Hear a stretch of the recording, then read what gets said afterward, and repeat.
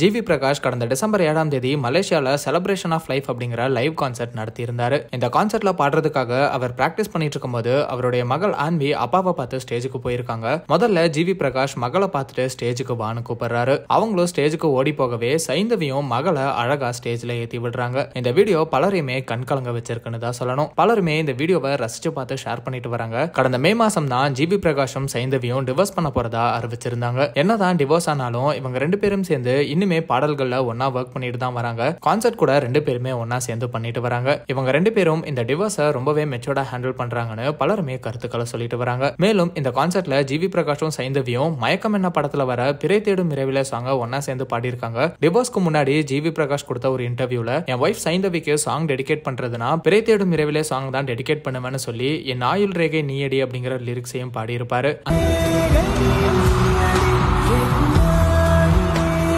இந்த லைனை இந்த கான்சர்ட்ல ஜிவி பிரகாஷ் பாடின வீடியோ இப்ப சோஷியல் மீடியால வைரல் ஆயிட்டு இருக்கு. மேலும் சைந்தவியும் இந்த சாங்கை பாடும்போது ரொம்பவே எமோஷனல் ஆகி இருக்காங்க. டிவோர்ஸ் ஆனதுக்கு அப்புறமும் சைந்தவி இன்னுமே மெட்டிய கலட்டாம தான் இருக்காங்க. இதெல்லாம் கவனிச்ச பலருமே சைந்தவி இன்னுமே ஜிவி பிரகாஷை விட்டு பிரிய முடியாம கஷ்டப்பட்டுட்டு தான் இருக்காங்கன்னு சொல்லிட்டு வராங்க. ஜிவி பிரகாஷோட அம்மா ரெஹனாவும் சைந்தவி ரொம்பவே நல்ல பொண்ணு, இவங்க சேரணும் அப்படிங்கிறது தான் என்னோட ஆசையும், எல்லாம் கடவுள் கையில இருக்கு அப்படின்னு சொல்லியிருந்தாங்க அப்படிங்கிறதும் குறிப்பிடத்தக்கது.